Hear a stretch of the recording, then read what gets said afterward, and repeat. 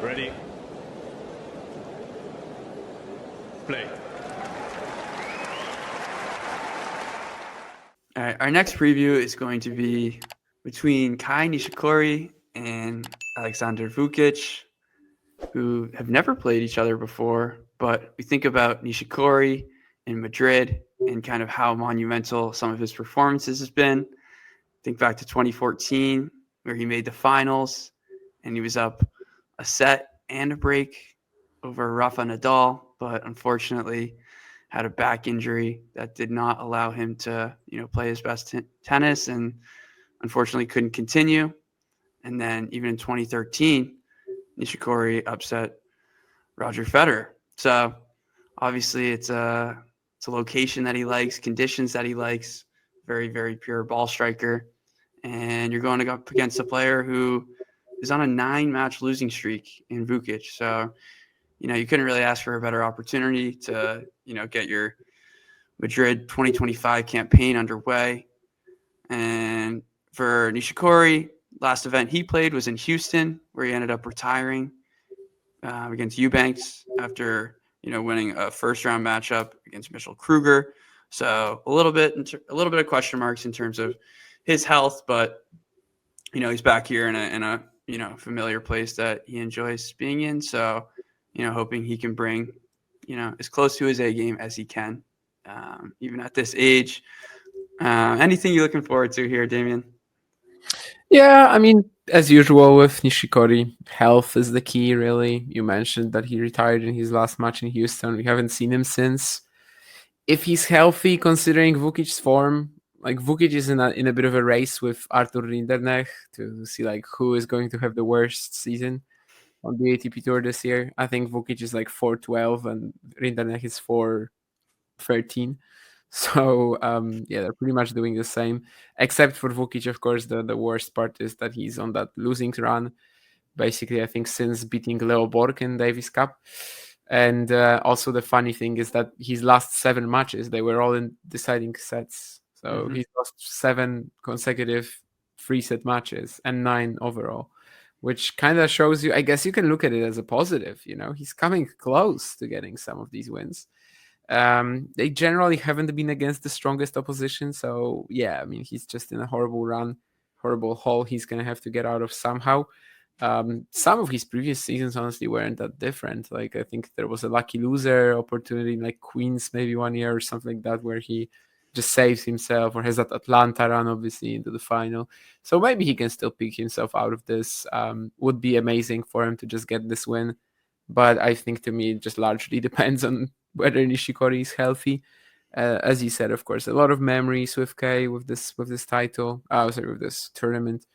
2013 win was like the first moment when he like announced that he is right there with the top guys. And 2014, of course, later that year he goes on to make a Grand Slam final. Should have beaten Rafa, totally just fell apart physically.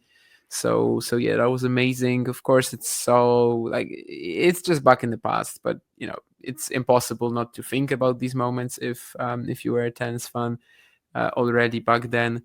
And maybe he can recapture some of the magic. I think there's definitely space for him to do it. I think in that same section, there's like, I don't know, like Tsitsipas maybe nearby. Like that's somebody who I think Nishikori could beat in these conditions. Obviously, he did it last year or 2 years ago in Canada. Yeah, So this past year, yeah.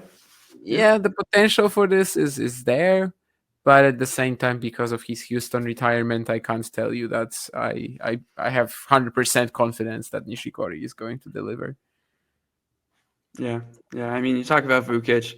I guess there is a positive in terms of he is right there. He is right there, but you also think about how mentally, I guess, taxing it can be to continue getting there and then losing. And now you're moving to the clay season, which doesn't suit him that well. It's a very flat backhand. It's really interesting, kind of like whippy in a sense. I don't even know really how to describe the backhand, but and then the forehand is, it can be aggressive, but he really needs all things to be clicking to give himself a chance. So I think the conditions for him, these are quicker. They're better for him. But the He was clay, pretty good on quicker clay. Yeah, I think like a yeah. around years ago. Also, that October Roland Garros edition, I think the qualifying was playing pretty quick, and he beat Carlos Alcaraz famously. So Stop. there's a lot of spin on that forehand. There's a lot of spin. I think he kind of has like two modes. There's no, Right. let's say, middle ground, but either he just like completely smacks this into like oblivion, or it's actually played with a lot of spin, which I don't think people realize. Like, I think that's a player that's a little misunderstood, if that even makes remote sense. And yeah, he can grind, but also obviously the flat bombs out of nowhere. That's also part of his game. Yeah, these conditions are actually good for Vukic. I'm kind of talking myself, and you're talking me into thinking that Vukic has a shot here. Yeah, I mean, I think when we started our conversation, we weren't thinking that, but I guess, yeah, obviously the health is the asterisk here.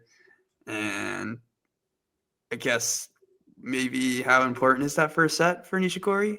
In terms Or of for Vukic. or for yeah, exactly. I don't know. It's an interesting one. I do think Nishikori comes through. What about you, Damien? I mean, tough to back a guy who's lost 9 matches, 7 of them in a row in 3 sets, right? Like, even if Vukic puts himself in the position to win, and it's not via like Nishikori just being not healthy, it's going to be tough to get over the line because all the issues you mentioned, like it adds up. So yeah, I mean, it's tough to back a guy who's struggling this much, but every streak ends somewhere, even if it's a crazy one like Shuai Zhang, that moment eventually comes. In terms of results, make 1 win in 17. It can't go on like this, can it?